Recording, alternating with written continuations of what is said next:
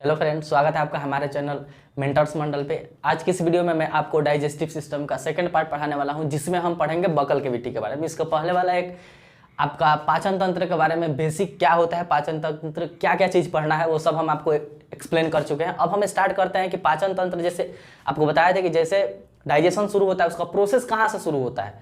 तो प्रोसेस शुरू होता है, पहले आप खाना को कहाँ डालते हैं, मुँह में। इस मुँह को क्या कहते हैं, मुख गुहा कहते हैं, जिसको क्या कहा जाता है, बक्कल कैविटी या ओरल कैविटी कहा जाता है। ठीक, अब समझिए ये बक्कल कैविटी यानी मुंह के अंदर क्या क्या चीज है। तो तीन चीज मेनली आपको देखने को मिलता है जो डाइजेशन में क्या करता है, मदद। कौन कौन है, एक है आपका दांत, एक है जीभ और है लार ग्रंथि यानी सलेवरी ग्लैंड्स। तो टीथ हो गया, टोंग हो गया और सलेवरी ग्लैंड्स हो गई। तो तीन चीज आपको कहाँ देखने को मिलता है, मुंह में यानी मुख गुहा में। इन तीनों चीजों को हम डिटेल पढ़ने वाले हैं। ठीक, तो आज का ये वीडियो आपको ओरल कैविटी, बकल कैविटी के बारे में तीनों चीज डिटेल हम पढ़ा देंगे। जो क्वेश्चन पूछा गया है या आगे पूछा जाएगा सब बन जाएगा। ठीक, तो देखिए पहले हम स्टार्ट करते हैं आपको दांत से। तो पहले चीज, दांत कितने तरह का होते हैं, यही बात, दांत कितने तरह का होते हैं। देखिए दांत होते हैं बेसिकली चार तरह के। पहला होता है आपका, इंग्लिश में लिख रहा हूं,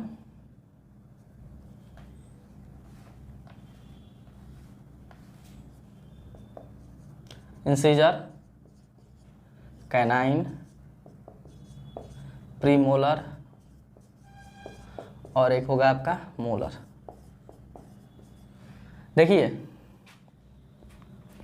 चार तरह के आपको हमारे मतलब मुंह में कितने तरह के दांत देखने को मिलते हैं। तो चार तरह के दांत देखने को मिलते हैं। पहला आपका इंसीजर हो जाएगा, दूसरा क्या हो जाएगा, कैनाइन, उसके बाद आपका क्या हो जाएगा, प्रीमोलर, फिर हो जाएगा क्या, मोलर। अब एक बात समझिए पहले कि दांत की संख्या कितना होता है ये थोड़ा सा जान लीजिए। तो टोटल दांत की संख्या कितना होता है, 32 को।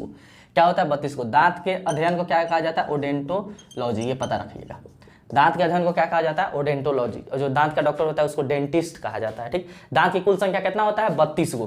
कितना तरह का दांत होता है, तो चार तरह का, incisor, canine, premolar, molar. Incisor को कहते हैं आपका कृंतक, इसको कहते हैं रदनक, इसको कहते हैं अग्रचवणक और इसको कहते हैं दोस्त चवणक। नाम से ही क्लियर है। देखिए अब काम क्या क्या है ये भी आप समझ लीजिए। तो पहला हम क्या कहें कि इंसीजर, तो आप पहला जो दांत है आगे इसको कहते हैं इंसीजर। आगे वाला जो चार दांत होता है ना, देखिए अब यहाँ हम लिख कर इसको समझाते हैं, समझिए। ये मान लीजिए आपका ऊपर का जबड़ा होगा, हम ऊपर का ही बना रहे हैं। ठीक, तो शुरू का जो आपको ऐसे ये चार देखने को मिलता है ना, इसको कहते हैं इंसीजर। क्या कहते हैं, इंसीजर। तो बताइए जो शुरू का चार गो दांतवा, इसका काम क्या है, कोई चीज को काटना, तो काटने में मदद करते हैं। क्या करता है, काटने में मदद करता है, काटने में मदद करता है। उसके बाद होता है रदनक। रदनक को क्या कहते हैं, कैनाइन कहते हैं। तो कैनाइन यहाँ होता है, देखे होंगे कि यहाँ एक वो निकला है बहुत बड़ा, हम लोग का तो कम निकला रहता है। कोई भी मांसाहारी जानवर है ना, उसका ये वाला दांत कैनाइन जो होता है बहुत ही क्या होता है, बड़ा। कुत्ता, शेर, ये जितनी भी चीजें हैं जो मांस खाते हैं, इनका ये वाला दांत बहुत बड़ा निकला होता है। और ये बड़ा निकला होता है, ये चीरने फाड़ने को, मांस को चीरने फाड़ने में क्या करता है, मदद, यानी चीरने फाड़ने में मदद करेगा। क्या, चीरने या फाड़ने में कौन मदद करता है, तो रदनक मदद करता है। ठीक, जिसको कैनाइन कहा जाता है। उसके बाद से आता है अग्रचवणक। तो समझिए अभी जो दांत हम बनाने जा रहे हैं ये क्या है, अग्रचवणक है।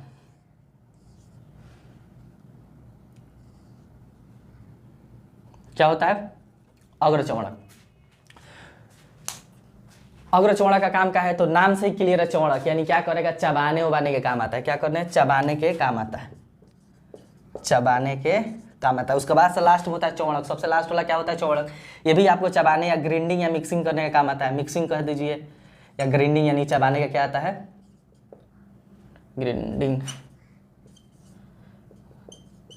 यानी मिक्स करने और चबाने के भी क्या आता है, काम आता है। तो दांत आपका बेसिकली हो गया चार तरह का। ठीक, अब हम बात करते हैं कि कौन दांत कितना होता है। तो समझिए ये वाला जो दांत है ये होता है 8 गो, यहाँ लिख देते हैं, ये लिख देते हैं। ये वाला कितना होता है, 8 गो। और ये वाला जो आपका दांत है ये होता है 4 गो। फिर ये वाला दांत होता है 8 गो। ठीक, और ये वाला दांत होता है 12 गो। उसके बाद अगर हम फिर बना दें यहाँ, तो देखिए ये यहाँ से यहाँ तक है क्या, इंसीजर, यहाँ से यहाँ तक ये है आपका क्या, कैनाइन। ये क्या है, प्रीमोलर। ये क्या है, 3 गो, ये है मोलर। ठीक, हम अभी एक तरफ इधर भी बन जाएगा ये,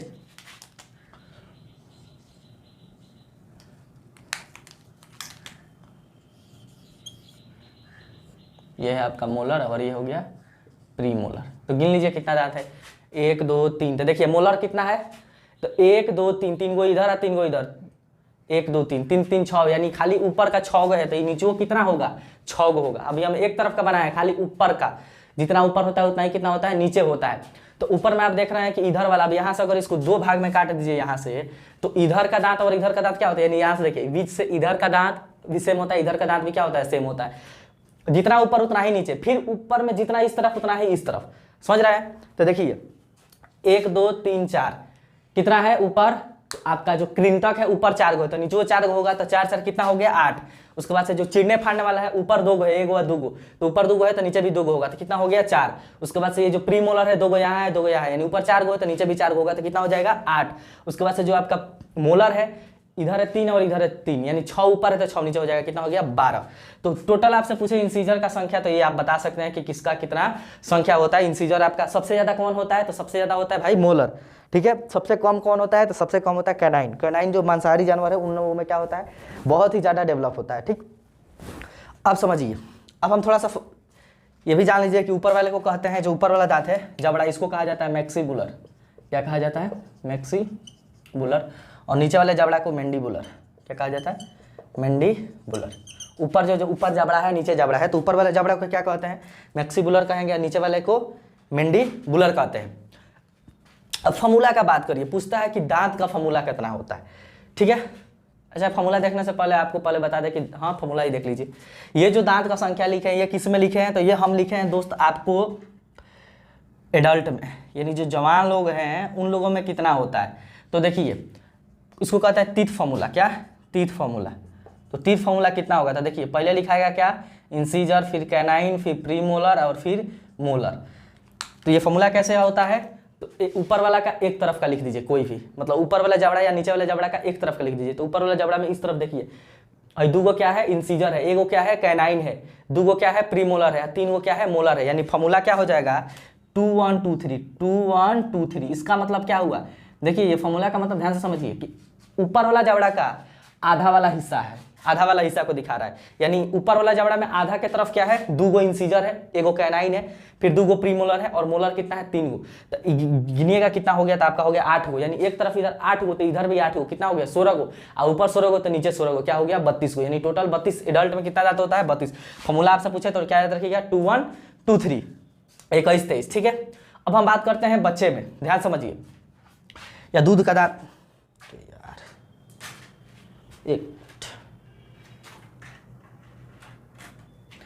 अब हम बात करते हैं कि दूध का दांत। तो आप सुने होंगे कि दूध का दांत कितना होता है, 20 गो, जिसको मिल्क टीथ कहा जाता है। क्या कहा जाता है दोस्त, मिल्क टीथ। अच्छा, मिल्क टीथ क्यों कहा जाता है, समझिए। मिल्क टीथ इसलिए कहा जाता है क्योंकि जो बच्चे होते हैं तो जो दांत दोबारा जमता है, यानी एक बार जमना शुरू हुआ 5-6 साल के बाद उम्र में क्या होता है, जम के 6 महीना के बाद शुरू होता है, 5-6 साल में जम उनको टूट जाता है, तो वो कहलाता है मिल्क दांत। क्या जो छोटे बच्चे हैं उनमें सभी दांत आ जाता है, नहीं आता है, केवल कितना दांत आता है, 20 गो दांत आता है। और 20 में कौन कौन आता है, तो समझ लीजिए, जो छोटा बचवा है उसमें जो आपका है ना, ये इंसीजर आएगा 8 गो का 8 गो, ये बच्चा में जिसको मिल्क टीथ बोल सकते हैं, ठीक है। इसका हम संख्या लिख रहे हैं, किससे लिख रहे हैं, ब्लू से, ये जवान में, यानी एडल्ट में। जो आपका इंसीजर है 8 गो का 8 गो आएगा, ठीक है। फिर आपका ये भी आपका 4 गो का 4 गो आएगा, ये हो जाता है 0 गो, और ये हो जाता है आपका 8 गो। देखिए जो बच्चे हैं, बच्चे में क्या होता है, तो आपका इंसीजर 8 गो आएगा, जवान में भी 8 गो रहता है। बच्चा में आपका कैनाइन 4 गो होगा, जवान में भी 4 गो होता है, लेकिन प्री मोलर बच्चों में नहीं होता है। तो आप देखे होंगे कि बच्चा का दांत यहाँ तक आगे का निकलेगा, ये भी निकलेगा, फिर बीच में निकलता ही नहीं है, बीच में उसका दांत निकलता ही नहीं, बीच में छोड़ कर लास्ट में निकलता है। लास्ट में कौगो निकलता है, तो हम लोगों में 12 गो होता है, लेकिन बच्चा में कौगो होता है 8 गो। तो टोटल जोड़ लीजिए कितना हो रहा है, 20 गो हो रहा है। कितना हो रहा है, 20 गो। यानी आपसे पूछे कि जो बच्चे में कौन सा दांत नहीं पाया जाता है, तो बच्चे में कौन दांत नहीं पाया जाता है, तो आपका अग्र चौड़क नहीं होता है। कौन नहीं होता है, अग्र चौड़क नहीं होता है। कौन दांत एगो कम होता है, जैसे देखिए हम लोगों में ना इस तरफ मोलर कौगो होगा 3 गो, लेकिन बच्चा में तो प्री मोलर साफे नहीं होता है, ठीक है, कैनाइन होगा, इंसीजर होगा, लेकिन प्री मोलर साफ नहीं होता है। अब मोलर भी हम लोगों में 3 गो होता है, तो बच्चों में मोलर केवल कितना होता है, 2 गो होता है। मोलर कितना होता है दोस्त, 2 होता है। तो इसका अगर फॉर्मूला आपसे पूछे तो अग्र चौड़क, बच्चों में कौन दांत नहीं पाया जाता है, अग्र चौड़क नहीं पाया जाता है। अच्छा, इसका फॉर्मूला पूछे बच्चों का मिल्क टीथ का फॉर्मूला, तो वो हम फॉर्मूला यहाँ लिख देते हैं। ठीक, बच्चों का मिल्क टीथ का, तो देखिए incisor, canine, premolar, molar. Incisor कौ गो है, अरे बच्चा में एक तरफ देखिए इधर, तो इंसीजर 2 गो, चलिए 2 गो। कैनाइन कौ गो है, तो एगो कैनाइन एगो। प्रीमोलर बच्चा में नहीं है, प्रीमोलर देखिए हम मिटा दिए हैं, प्रीमोलर खत्म, तो प्रीमोलर 0। अब मोलर हम लोगों में 3 गो होता है, लेकिन बच्चों में कितना होता है, 2 गो होता है। तो बच्चा का फॉर्मूला, दांत का फॉर्मूला क्या होता है, 2102। क्या होता है दोस्त, 2102। इसका मतलब है कि बच्चा का ऊपरी जबड़ा में एक तरफ इंसीजर कौ गो होगा, 2 गो, कैनाइन कौ गो होगा, एगो, प्रीमोलर एक भी नहीं होगा, और मोलर कौ गो होगा, 2 गो होगा। तो एक तरफ देखिए कितना है, 5, तो इधर 5 तो इधर भी 5, कितना हो गया 10, और ऊपर 10 तो नीचे भी 10, कितना हो गया 20। तो ये हुआ बच्चों का मिल्क टीथ का फॉर्मूला कि बच्चों में कौन दांत होता है, कौन दांत नहीं पाया जाता है। प्रीमोलर नहीं होगा, मोलर एगो हम लोगों से कम होता है, 20 को दांत होता है। ठीक है, तो इतना चीज आपको दांत से, ये है अभी फॉर्मूला के बारे में। अब हम दांत के प्रकार के बारे में चलते हैं कि हम लोग के दांत को क्या क्या कहा जाता है, और भी दांत के स्ट्रक्चर देखेंगे। ठीक, आप इसको चाहिए तो फटाफट लिखिए, ठीक है, या स्क्रीनशॉट ले लीजिए। अच्छा, अगर आपसे पूछे कि एक बच्चे के जीवन काल में मिल्क, क्या लिख देता है, मिल्क टीथ कितना, मिल्क टीथ की संख्या 20 गो। अच्छा, जीवन काल में कुल दांत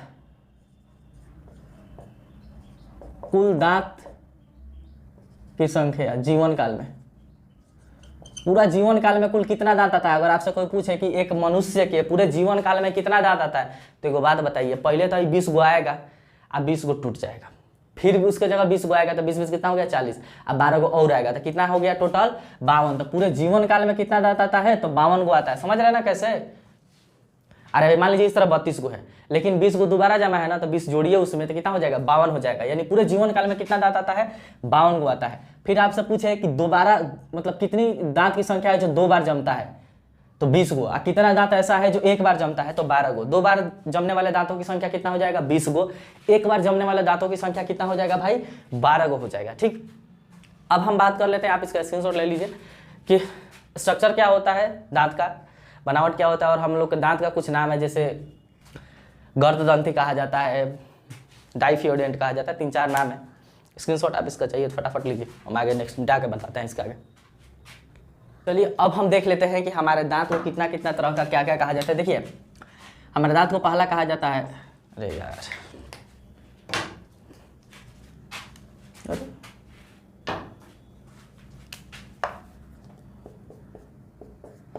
डायोफायोडोंट, डाइफायोडोंट कहा जाता है, जिसको द्विदंती कहा जाता है, शायद द्विदंती, आप हिंदी देख लीजिएगा, द्विबार दंती यह कहा जाता है। डायो मतलब होता है 2, डायोफायोडोंट सब बता दे रहे हैं क्यों।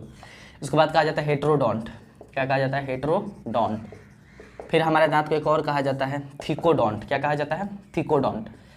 अब देखिए अपना दांत देखिए और समझिए कि जिसको गर्ददंती कहा जाएगा, और इसको कहा जाएगा हेट्रोडो विषम दंती।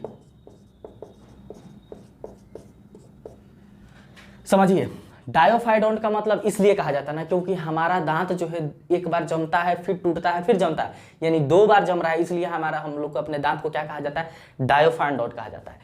हेट्रोडोंट इसलिए कहा जाता है, हेट्रो मतलब होता है अलग अलग, कहीं भी हेट्रो आ जाएगा उसका मतलब अलग। हमारे दांत एक जैसा नहीं है, अलग अलग है, इसलिए क्या कहा जाता है, हेट्रोडोंट कहा जाता है। और तीसरा मतलब है थिकोडोंट।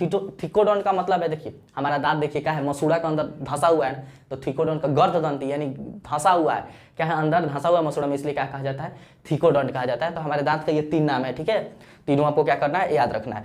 अब थोड़ा सा हम बता देते हैं, ये समझिए, देखिए कि जो आपका हम फॉर्मूला क्या बताते हैं, 2 1 2 3।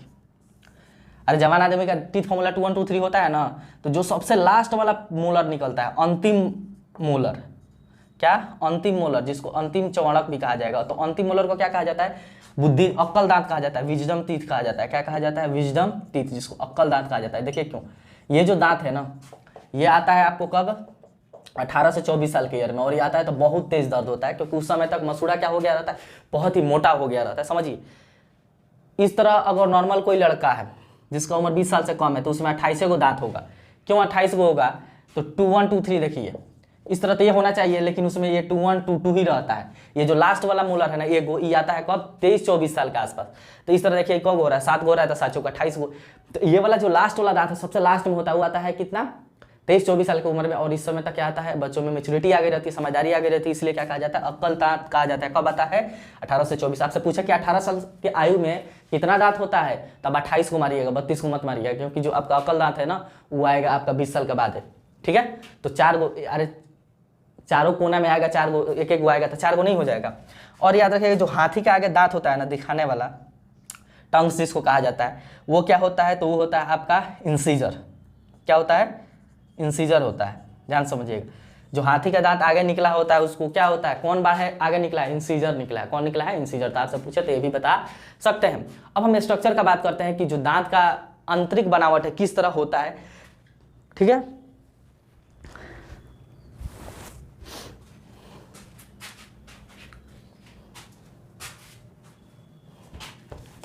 देखिए फटाफट बता देते हैं।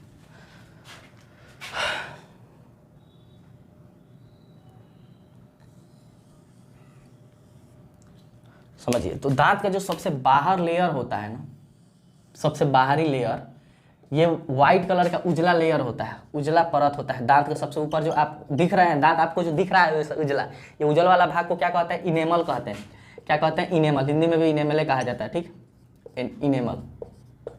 ये क्या होता है इनेमल, तो ये शरीर का सबसे कठोर पदार्थ है।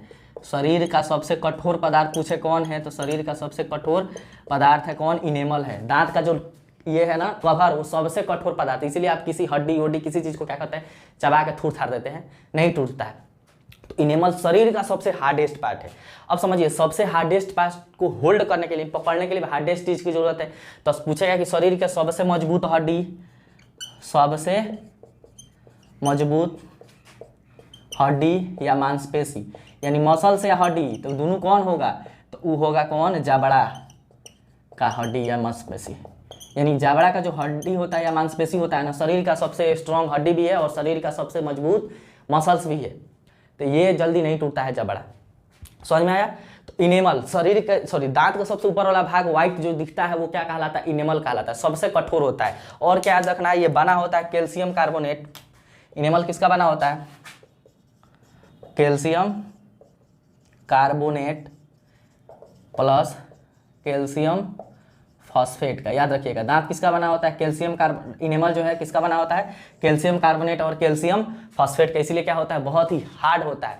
अब इसके अंदर का जो एक लेयर है, ठीक है, ये वाला, तो ये इसको बोलते हैं हम डेंटाइन। क्या कहते हैं, डेंटाइन। तो ये पीला होता है। डेंटाइन कैसा होता है, यह पीला होता है। तो देखिएगा किसी किसी का दांत जब खराब हो जाता है ना, सड़ जाता है, तो उसका दांतवा कैसा दिखने लगता है, पीला। तो वो एक्चुअल में हुआ क्या है कि उसका जो इनेमल वाला परत है ना, वो धीरे धीरे खराब होकर झड़ गया है। और झड़ने के बाद जो नीचे वाला बीच वाला परत है डेंटाइन, वो दिख रहा है। ये उतना हार्ड नहीं होता है। हार्ड कौन होता है, डेंटाइन। अच्छा, अभी बात आया कि खराब कैसे होता है इनेमल, ये भी देख लीजिए। तो डेंटाइन समझे पीला वाला भाग होता है, और इसके नीचे होता है पल्प, इसको बोलते हैं पल्प कैविटी।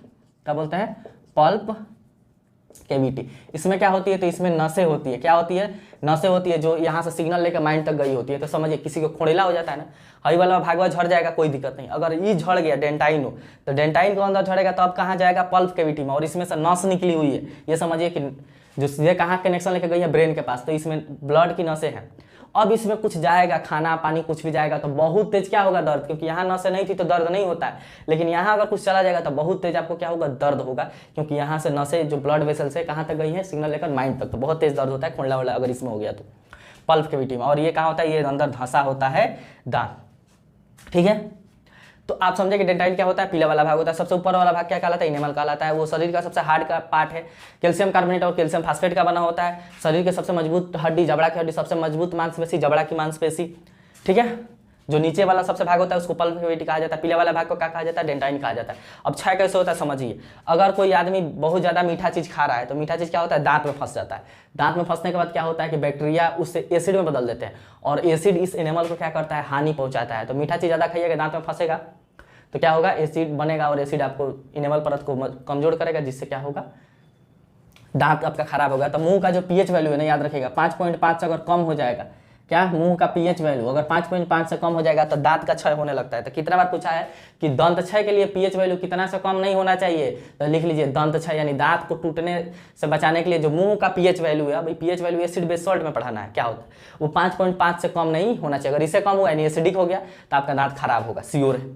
अब कम क्यों होता है तो समझिए, एक रीजन ये होगा, एक अगर आपका फ्लोरीन ज़्यादा है, फ्लोरीन अगर आप पानी उनी पी रहे हैं उसमें फ्लोरीन का मात्रा ज़्यादा है, तब इससे क्या होता है दांत का खराबी पहुंचता है। तो पूछा है कौन सा तत्व जो दांत को खराब करता है, फ्लोरीन, ठीक है। तो ये हो गया दांत के स्ट्रक्चर के बारे में, इतना चीज़ आपको क्या होना चाहिए, जरूर पता होना चाहिए, ठीक। अब हम आपको बताएंगे क्या, जीभ के बारे में, ठीक है। लिख लिए होंगे, लिख लीजिए, स्क्रीनशॉट ले लीजिए। इतना अगर दांत आप पढ़ लेते हैं तो फिर आपको और दांत के बारे में पढ़ने की जरूरत नहीं है।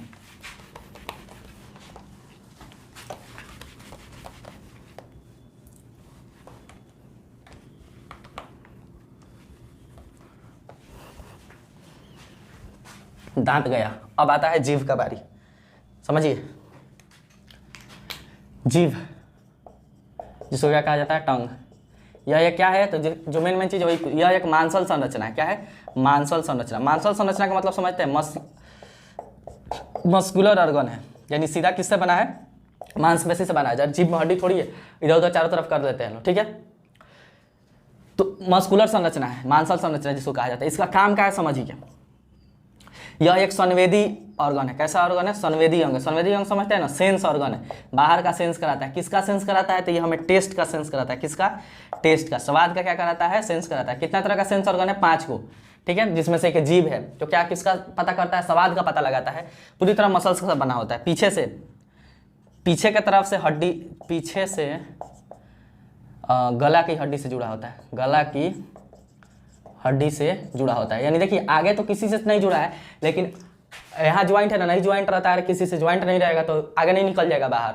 तो पीछे कहाँ से ज्वाइंट होता है, गले की हड्डी, हाइड एक बोन है जिससे जुड़ा होता है, ठीक। इसका काम क्या है, टेस्ट का पता करना। अच्छा, टेस्ट का पता ही कैसे लगाएगा, तो टेस्ट का पता कैसे लगेगा, सोचिए। तो इस पे टेस्ट बर्ड्स होती हैं, कितना होता है, इस पे होता है स्वाद कलिकाएं, स्वाद कलिकाएं होती हैं, टेस्ट बर्ड्स होती हैं। किस चीज़ का, टेस्ट का पता लगाने के लिए। कितना होता है, तो टेस्ट बर्ड का संख्या याद रखिएगा, वेरी करते रहता है, लगभग 2000 से 8000 के बीच में क्या होती है, तो टेस्ट बर्ड्स होती है। देखिए कैसे, ये मान लीजिए आपका जीभ हो गया, ठीक। तो कुछ टेस्ट बर्ड यहाँ होती है, जो यहाँ रहती है वो पता लगाएगा आपको स्वीट, यानी कैसा टेस्ट देगा, स्वीट। तो यहाँ जो टेस्ट बर्ड्स हैं वो किस चीज़ का कैसा स्वाद देती है, मीठा का। उसके बाद जो यहाँ टेस्ट बर्ड होती है ये देती है सॉल्टी का, क्या, सॉल्ट, यानी सॉल्टी का। यहाँ जो टेस्ट वर्ड होती है किसका, सॉल्टी का।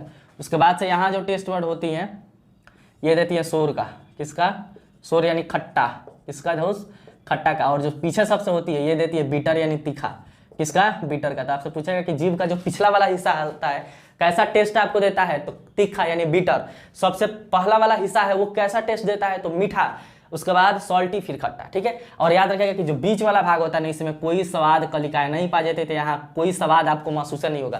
तो जीभ के बीच में आपको कोई स्वाद महसूस नहीं होगा, क्योंकि वहाँ कोई भी टेस्ट बर्ड्स नहीं पाई जाती है। इतना चीज़ आपको क्या करना है, इससे जानकारी रखना है। अब एक और चीज़ थोड़ा सा जान लीजिए, जीभ के अगल बगल यहाँ एक और मस्कुलर संरचना होता है जिसको क्या कहा जाता है, इसको टॉन्सिल कहा जाता है। क्या कहा जाता है, टॉन्सिल, नाम सुने होंगे। इस टॉन्सिल का काम क्या है, ये भी मसल्स का ही बना होता है। इस टॉन्सिल का काम है, समझिए, ये बनाता है लिम्फोसाइट।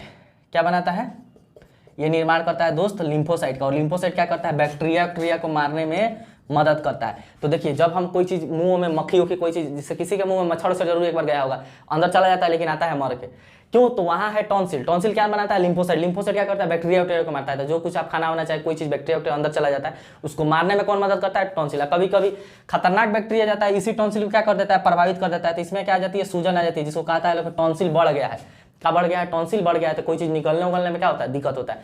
तो जब ये इन्फेक्शन हो जाता है ना बैक्टीरिया से, तब टॉन्सिल बढ़ जाता है, ठीक, जिससे निकलने में क्या होता है, दिक्कत होता है। टॉन्सिल का क्या काम है, लिम्फोसाइट बनाना। लिम्फोसाइट क्या करता है, बैक्टीरिया को मारता है। तो इतना चीज आपको समझ में आना चाहिए, किससे, जीभ से। तो दो चीज क्लियर, टीथ और जीभ क्लियर। अब सबसे इंपॉर्टेंट जो आपका डाइजेशन में मदद करेगा। अच्छा, दांत क्या करता था भाई? डाइजेशन मदद करता है, कोई एंजाइम निकालता था? नहीं, लेकिन वो क्या करता था, जो हार्ड फूड का है उसको छोटे चीज में तोड़ने में क्या करता था, मदद करता था। तो फाइनली अब हम इस जगह पे आ गए हैं, जो हम डाइजेशन का स्टार्ट जहां से होगा वो होगा लार ग्रंथि से। तो अब हम आपको लार ग्रंथि के बारे में बता रहे हैं, ठीक है। आप इसका स्क्रीनशॉट लीजिए, चाहे मिटाइए नहीं मिटाइए, कैसे लिखिए, मिटाएंगे हम।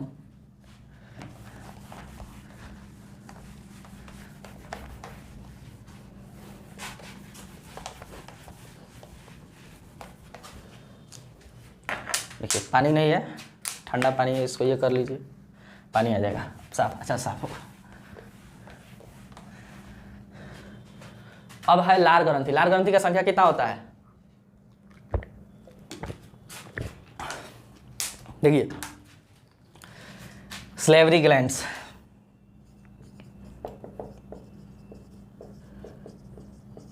लार ग्रंथि की संख्या होता है 3 जोड़ी। कितना? 3 जोड़ी। 3 जोड़ी यानी 6 गो। अरे एक जोड़ा में 1 होता है, 3 जोड़ी में 6 गो। नाम का होता है, तो नाम फटाफट नाम याद रखिएगा दोस्त। एक होता है पैरोटिड, इंग्लिशों हिंदियों में यही याद रखिए, पैरोटिड ही लिख लीजिएगा, पैरोटिड ग्लैंड।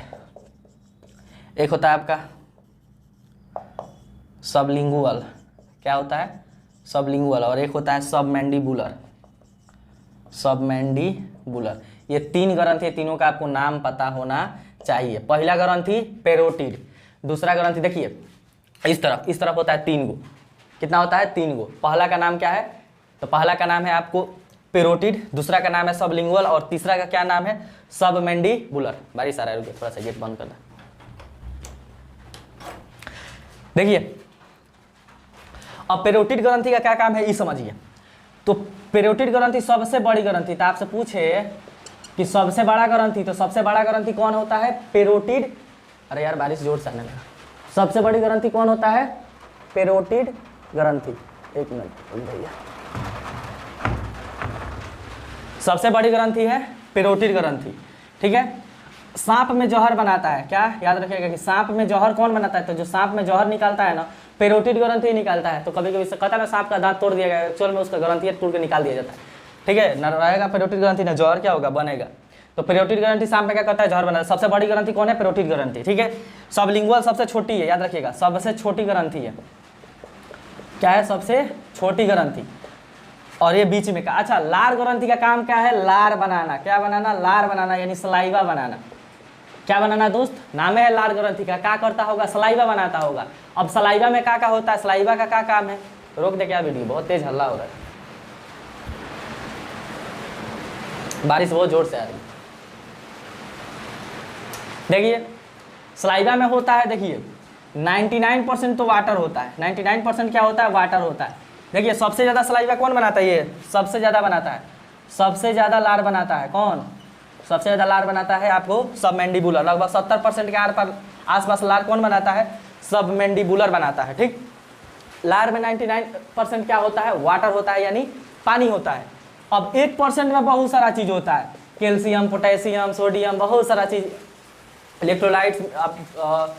और मेन चीज़ जो होता है लार में, वो 3 चीज़ होता है जो आपके एग्जाम में पूछेगा। पहला होता है इसमें लाइसोजाइम। क्या होता है? लाइसोजाइम। लार में पहला चीज़ में देखिए 99% वाटर, 1% में potassium, sodium, magnesium, carbonate, bicarbonate, बहुत चीज़ होता है जो नहीं पूछता है।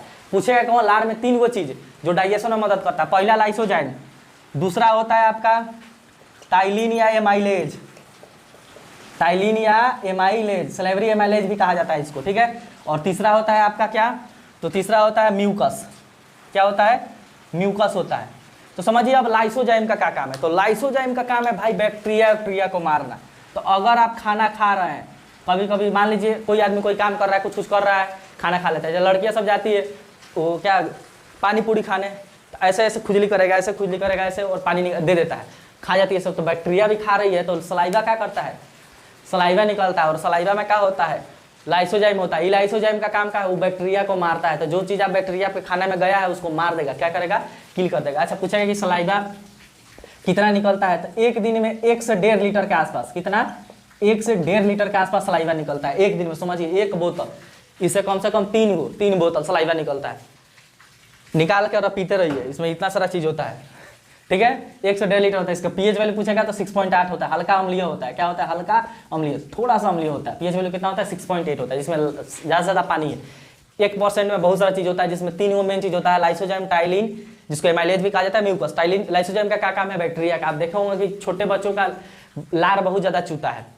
क्यों चूता है, क्योंकि भगवान को पता था कि छोटा बच्चा है, कोई चीज़ को मुंह में डालता है, मुंह में डालेगा तो बैक्टीरिया चला जाएगा अंदर और उसको बीमारी ना हो जाए, इसलिए बहुत ज़्यादा उसमें लार बनाता है कि उसमें लार्वा में क्या रहेगा, लाइसोजाइम, जो क्या करेगा भाई, बैक्टीरिया को किल कर देगा। लेकिन गाँव में क्या कहता है लोग कि इसकी माँ कुछ प्रेग्नेंट होगी तो कुछ खाने के लिए तरसी होगी, ललची होगी, इसलिए लार चुआ रहा है। ऐसा नहीं है, वो लार ज़्यादा निकल रहा है तो अच्छी बात है, क्योंकि बैक्टीरिया क्या करता है, किल। छोटे बच्चे का लार बहुत ज़्यादा चूता रहता है। अब है टाइलिन एमाइलेज, ये क्या करता है तो समझिए। ये स्टार्च को, जो आप खाना खाए हैं उसमें होता है स्टार्च। स्टार्च क्या है, एक तरह का कार्बोहाइड्रेट ही है। जितना चीज़ का छिलका होता है ना, गेहूँ का छिलका, ये सब चीज़, उसमें क्या होता है, स्टार्च होता है, जिसको चोकर कहा जाता है, मंड कहा जाता है। हिंदी में क्या कहा जाता है, मंड। तो स्टार्च या मंड को किस में तोड़ता है, तो इसको तोड़ता है माल्टोज में। किस में तोड़ता है दोस्त, माल्टोज में। स्टार्च एक तरह का क्या है, कार्बोहाइड्रेट है। क्या है, कार्बोहाइड्रेट है। तो आपसे पूछेगा कि किसका पाचन मुंह में ही शुरू हो जाता है, पाचन का प्रक्रिया कहाँ से शुरू हो गया, तो अब पाचन का प्रक्रिया शुरू हो चुका है। मेन चीज का आपको बताया था कि पाचन 3 मेन चीज का होता है, प्रोटीन, कार्बोहाइड्रेट और वसा का।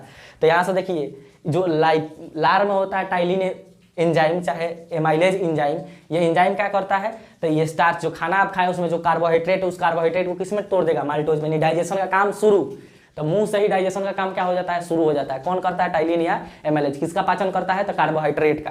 क्या करता है, तो माल्टोज में तोड़ देता है। माल्टोज क्या है, कार्बोहाइड्रेट का एक सिंपल फॉर्म है। आगे माल्टोज टूट जाएगा किसमें, ग्लूकोज में, एनर्जी मिल जाएगी।